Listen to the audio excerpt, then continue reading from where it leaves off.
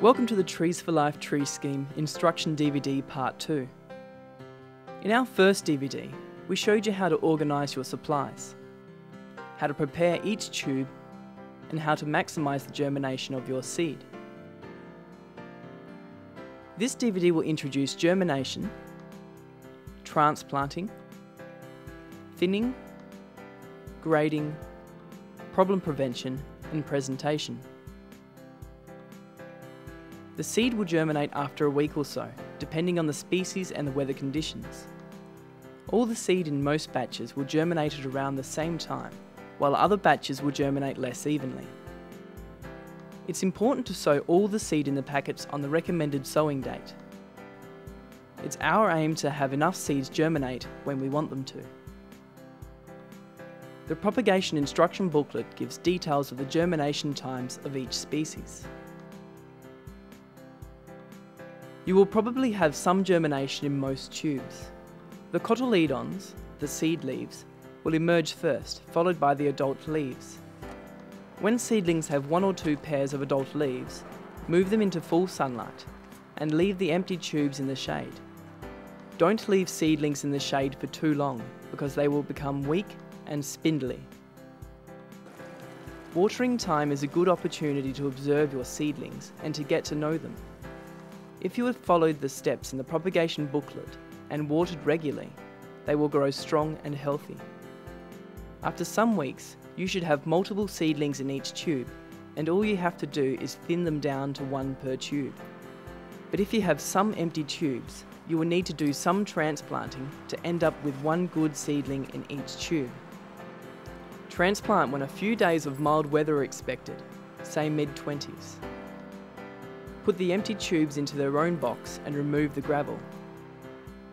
Make a hole with a clean pencil or small screwdriver in the empty tubes. Hold the seedling by the leaves, carefully loosening the soil around the roots and lift it out. Handle the seedlings by the leaves only, not the stem. If the roots are long, trim them to 3 to 4 centimetres with clean scissors. Transplant the seedlings into a new tube. Place the roots against the side of the hole, making sure they are straight. Gently firm the soil around the roots, aiming to have the soil at the same level on the stem as before. Replace the gravel and gently water the seedlings well to settle the soil. Label your transplanted seedling to prevent mix-ups. Keep the transplanted seedlings in full shade for 2 days. Then put them into 50% shade for a further 10 to 14 days. It's important to keep them well watered. After that time, return them to a sunny position. After you have done any necessary transplanting, the next step is to remove excess seedlings. Leave only 1 strong seedling in each tube. This seedling will be strong and develop a good root system. Crowded seedlings never thrive and don't survive when planted. Your seedlings will usually grow at different rates. Grade them to prevent the taller ones shading out the smaller ones. Sort them by putting the taller ones at one end of the box and the smaller ones at the other end.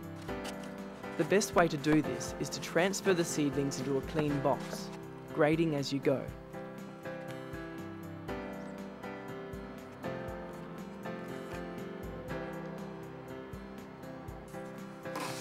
Turn the box so that the smallest seedlings face the sun.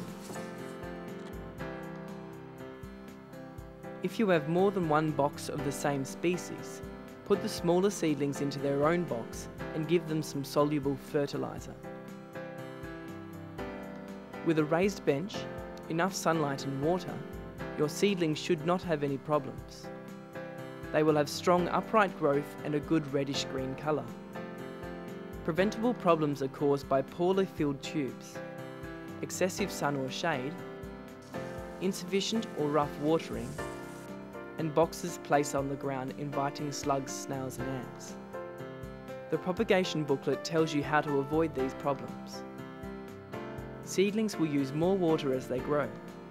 Check the tubes are damp all the way through by taking some tubes out of the box and checking the soil at the holes. If the soil is dry, you need to increase the amount of water or change the method to ensure the tubes are damp all the way through. As your seedlings grow, continue to be observant and check regularly. If you discover a problem, for example some caterpillars, slugs or weeds, deal with them immediately. Towards the end of the growing season, the final step is to prepare your seedlings to give to your landholder or project coordinator. Your goal is to have one strong seedling between 10 and 20 centimetres tall in each tube. Prepare for handover with a last quality control check.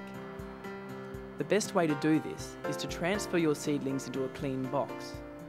Inspect each one as you go, making sure there is only one seedling per tube.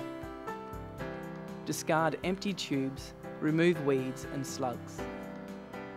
Each box should be clearly labelled with the botanical name and zone. If necessary, refresh your labels with a 4B pencil. Good presentation takes time, but is an effective and satisfying way of finishing off your growing season in the best possible way. Your seedlings represent both yourself and Trees for Life. At the end of the growing season, you give your seedlings to your landholder or project coordinator for planting. Having spent 5 or 6 months raising the seedlings, your job is now finished. Thank you and well done. Growing seedlings is a practical and satisfying way of making a valuable contribution towards revegetation in South Australia. If you have any inquiries about the tree scheme, please phone 8406 0500 or email treesforlife@info@treesforlife.org.au.